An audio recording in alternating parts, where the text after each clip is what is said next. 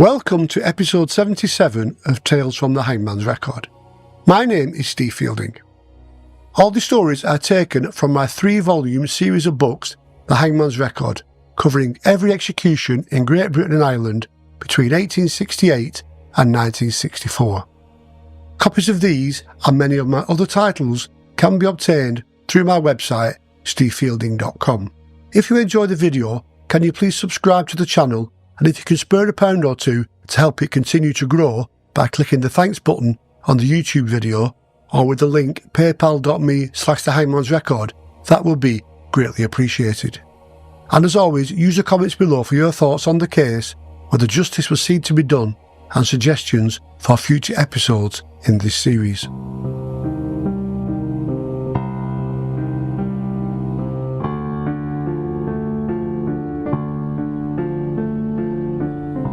Today's tale from the Hangman's Record is from the winter of 1902.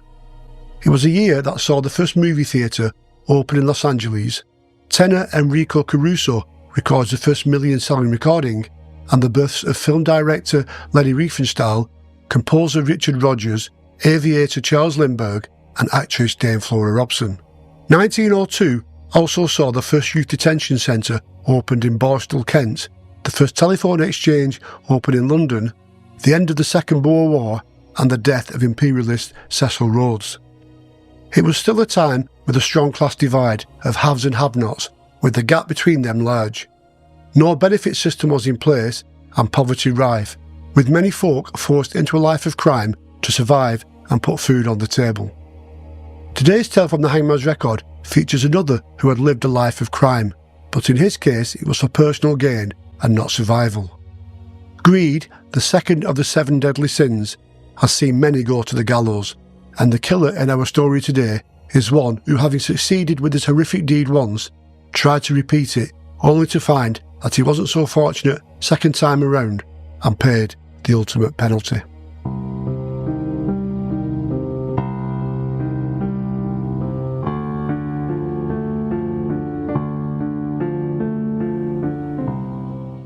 It was late afternoon, Tuesday the 23rd of December, 2 days before Christmas 1902, when cabman Robert Smith was making his way along Church Road, then a quiet thoroughfare in Leighton, East London, when he heard the sound of breaking glass. He turned to look towards a row of small villas and saw that a glass panel in the front door at number 89 had been smashed, and a blood-stained hand was protruding through a large jagged hole. The hand waved feebly up and down for a second, as if to attract attention, before it suddenly disappeared. Smith jumped down from his cab and rushed to the front door, where he heard groans and cries of murder coming from inside the house.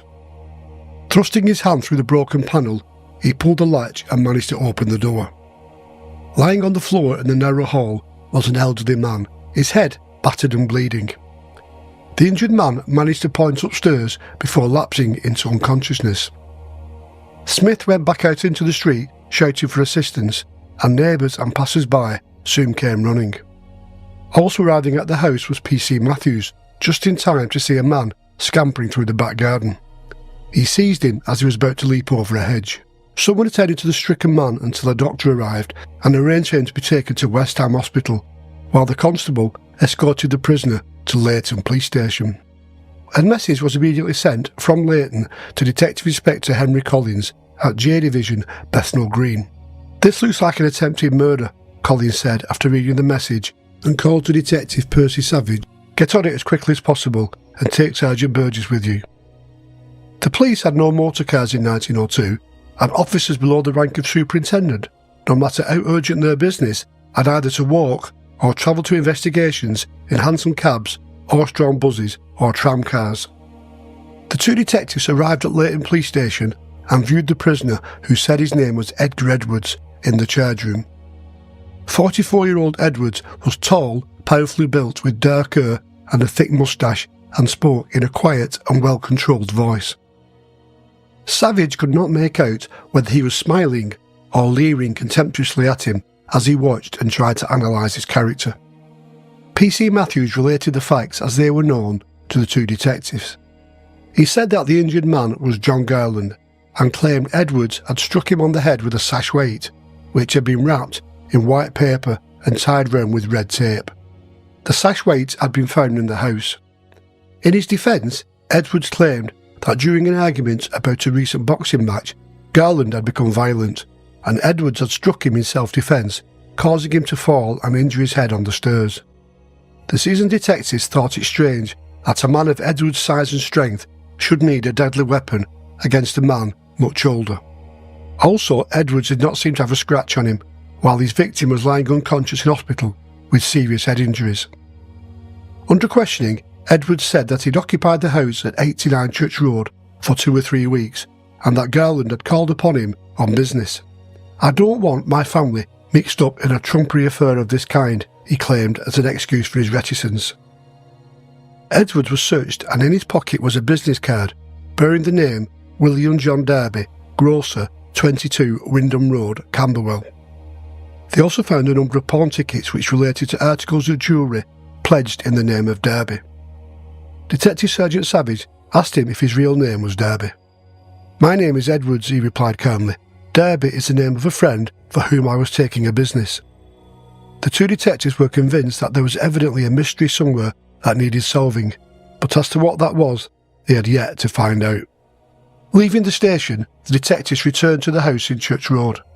They found it sparse with what little furniture there was scattered in the various rooms, and although Edwards had said he didn't want his family involved, it seemed that from the layout of the rooms as if Edwards was living alone. Examining the house carefully, the two detectives could see that a struggle had clearly taken place on the stairs, and after making a thorough search, they made it secure and a uniformed policeman posted on guard outside the front door. Leaving Leighton, the two officers then travelled by tram the 10 miles southwest of Camberwell, planning to interview William Darby. 22 Wyndham Road was a small grocer's shop with living rooms above, but was locked up and with the shutters down. With no authority to enter and no search warrant, they instead spoke to a number of the immediate neighbours. The detectives soon learned that the shop was formerly occupied by William and Beatrice Darby, and at the beginning of December they had sold the business and had gone away, taking with them their 3-month-old baby girl, Ethel. None of the neighbours they spoke to knew where the family had gone to. Furthermore, following the sale of the business, the buyer had closed it down a few days later and removed all the furniture.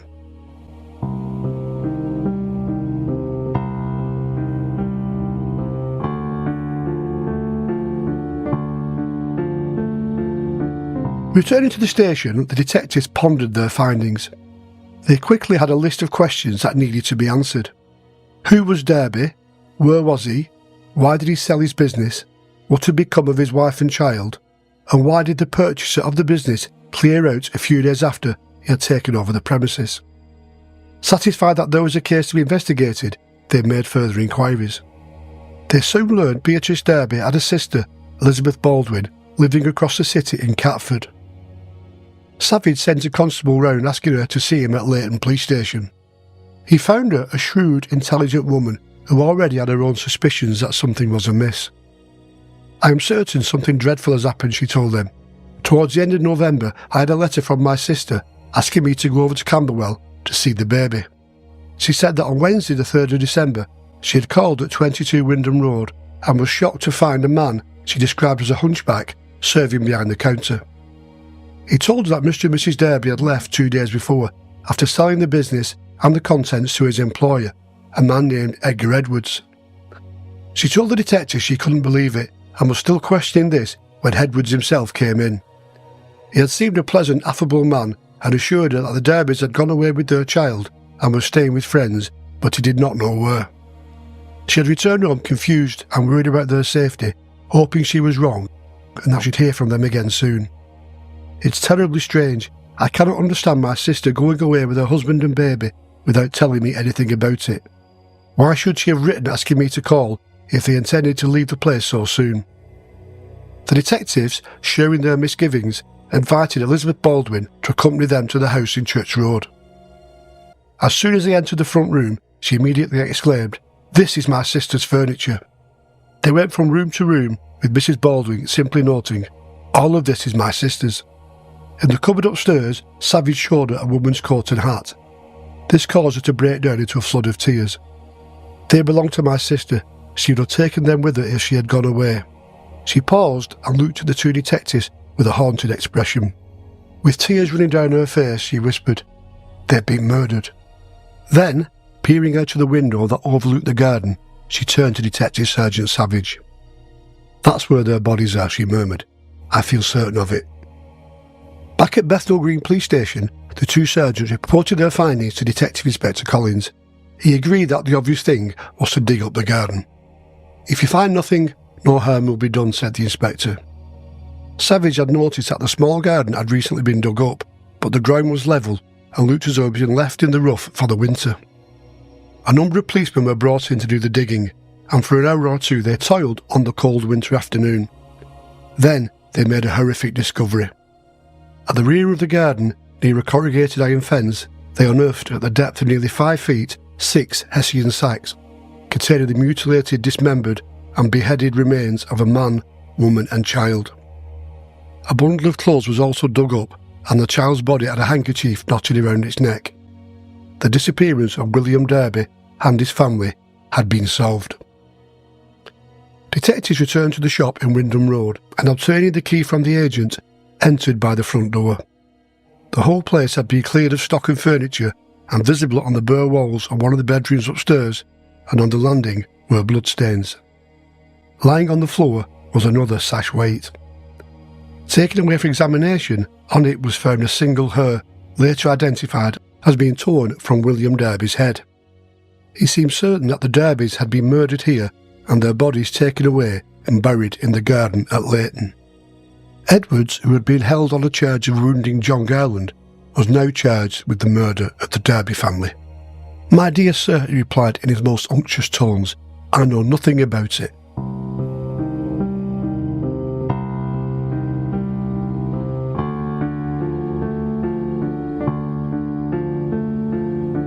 Edgar Edwards was held at Brixton Prison, where he was a violent and difficult prisoner. On the Sunday before his trial, he managed to insert a portion of a leg of a chair in the bolts of his cell door in such a way that the warders could not open it for several hours. On the following morning, he again flatly refused to open the door, which was again held fast by more obstructions placed in the bolts, and against which he had now placed his bedstead. With great difficulty, the cell door was forced off its fastenings, together with the iron framework. Edwards was crouching sullenly in a corner of the cell. He had apparently slept little as the day of judgment loomed. The trial of Edgar Edwards began on Thursday the 12th of February 1903 at the Central Criminal Court, adjacent to the soon-to-be-demolished Newgate Jail. Mr Justice Wright presided, while Richard Moore led for the Crown and Percival Hughes handled Edwards' defence. He was charged that on or around the 1st of December 1902, he murdered William John Darby, his wife Beatrice and their baby daughter Ethel. The trial began with Muir outlining the prosecution's case. 26-year-old William John Darby had carried on the business of a grocer in the small shop at 22 Windham Road for about 12 months. He was assisted by his 28-year-old wife Beatrice, and also on the premises was their only child, just 3 months old.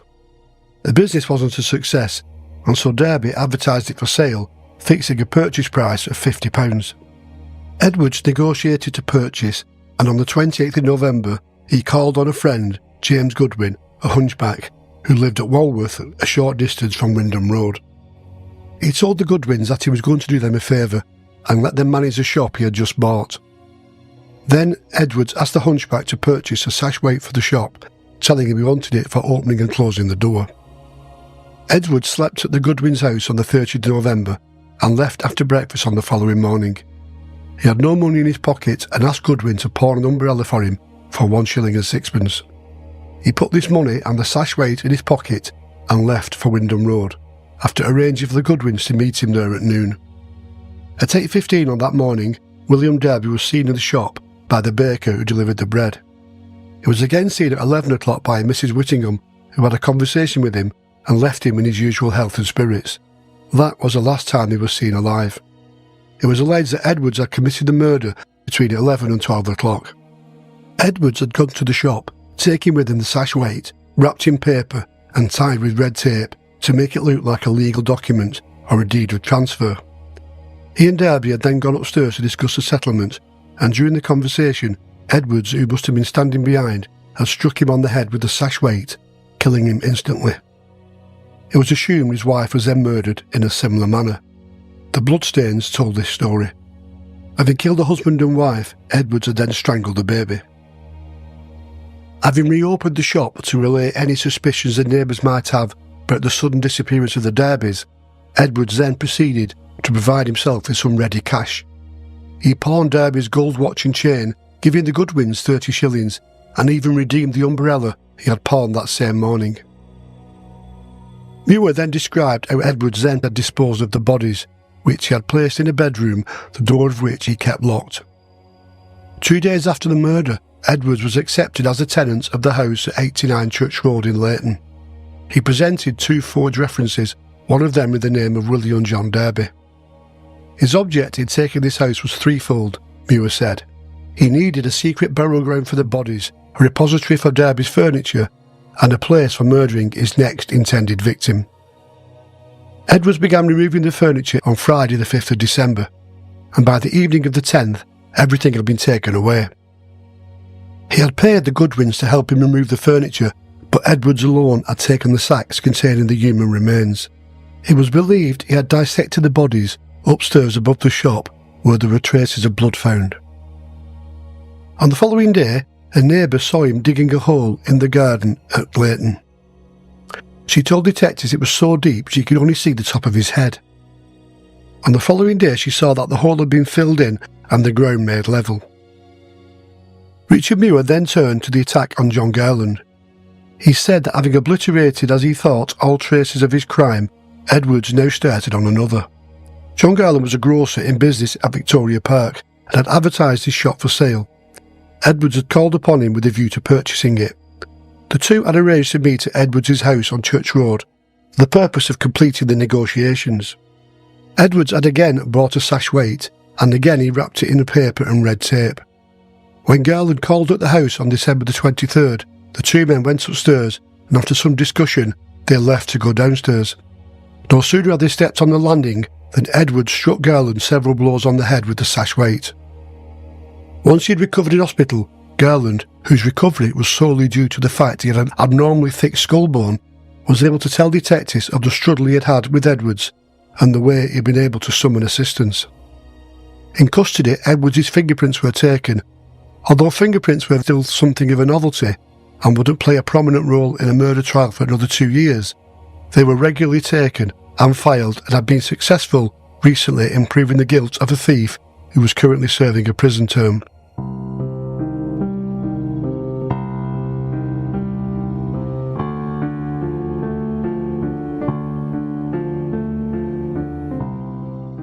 When it came to the defence, Percival Hughes said that the facts were not contested, and the only point in dispute was whether Edwards was insane.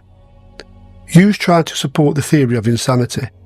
He told of an extraordinary scene at Pentonville when Edwards had escaped from his cell and climbed onto the roof. It was some time before he was missed, and at first it was thought, by means of a rope ladder, he had scaled the prison wall. In the evening, however, warders heard cries coming from the roof of the main block of the prison. Looking up, they were surprised to see Edward squatting on the tiles, shouting, "Hurry up, young chap, I'm getting tired of this." The enormity of the crime and its conception and execution proved beyond all doubt that Edwards was suffering from a defect of reason. No sane man could have shown such a lust for blood. No novelist, not even Zola, has achieved the heights of horror, nor had the genius to conceive a scheme of murder carried out on such a wholesale plan and for such trumpery motive as that which actuated the prisoner in the commission of this diabolical crime. Refuting this, Muir called Dr. James Scott, medical officer at Brixton Prison, who had had Edwards under observation, and said most emphatically they had to see nothing in the conduct or attitude of Edwards to indicate insanity.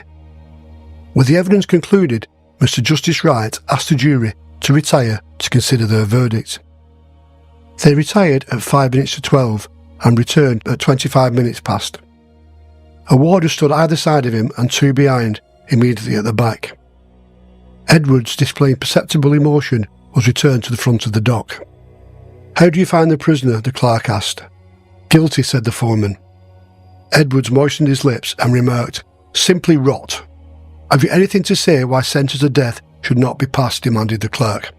"Right you are," Edwards replied. "Get on with it as quick as you like." Then, as the black cap was draped on the judge's head, he stiffened, and with an attempt at jauntiness said, "Why, it's like being on the stage." His lordship proceeded, "Prisoner at the bar, the jury have found you guilty of this crime, the only verdict possible according to their oaths and the duty of their consciences." "Good, right you were," Edward spoke again. As the judge then began to speak of the career of crime he had been convicted of, Evans shouted impatiently, "Look sharp, get it over."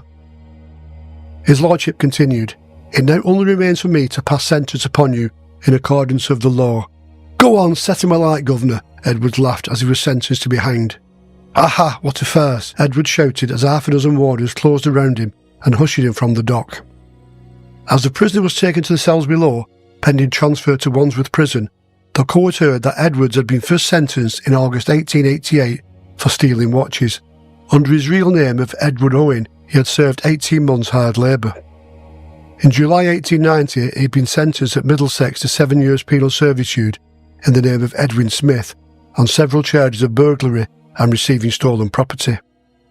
He was released in 1895 after earning remission of sentence through good character, but in February 1896 was back in the dock at the Old Bailey, charged with burglary in the name of Henry George Freeman, Freeman being his mother's name. He was sentenced to 12 months hard labour and to serve the unexpired term of his licence from the previous 7-year sentence. Shortly before the end of his sentence, he had made the escape from Pentonville prison. Although his cell was closely examined every day, he managed to secure a small chisel, attached with twine to a wooden handle. With this he removed bits of stone from the cell wall, covering the aperture with pages torn from his Bible, and whitening them with lime so as to hardly be distinguishable from the rest of the wall. The stones he ground to powder, which he secreted in his mattress and pillow. The lats of his bedstead he used as rungs for a rope ladder. One Sunday morning he escaped through the hole in the cell, which was at the top of the building, and lowered himself by means of a rope ladder onto the laundry roof, where he was found, hours later, nearly dead from exhaustion and hunger.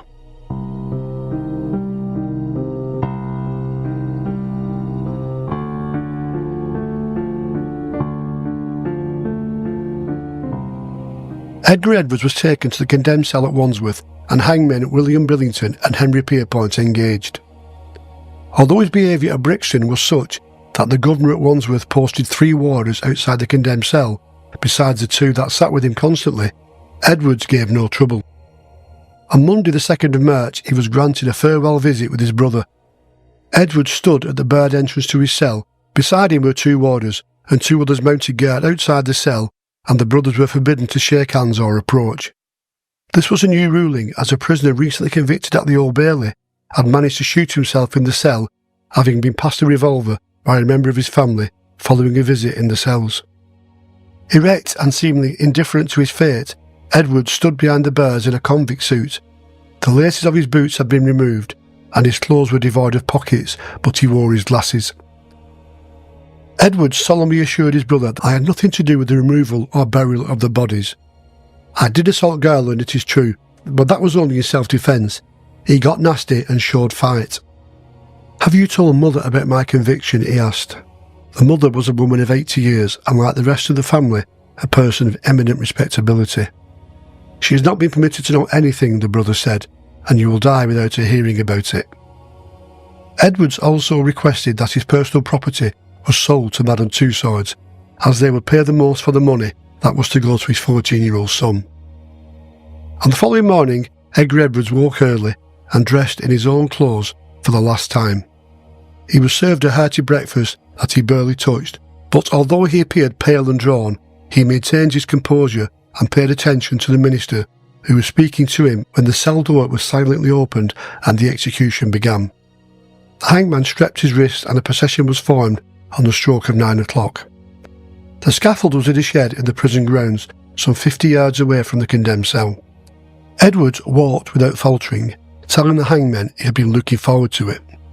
"Come on, be quick," he said as Billington stopped him on the chalk mark and secured the cap and noose, and as Pierpont swiftly strapped his ankles, he spoke his final words. Good Lord, have mercy on me. An hour or so later, after the body had been removed from the rope, ready for burial, and the equipment tidied up, the hangmen left the prison.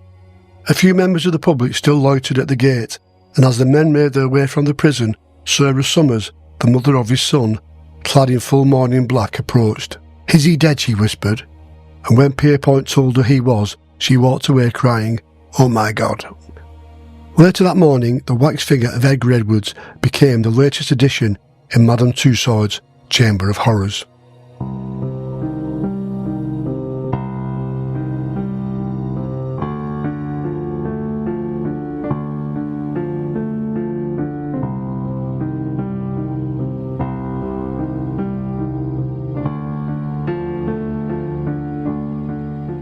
Edwards' claim of insanity was never taken seriously at his trial.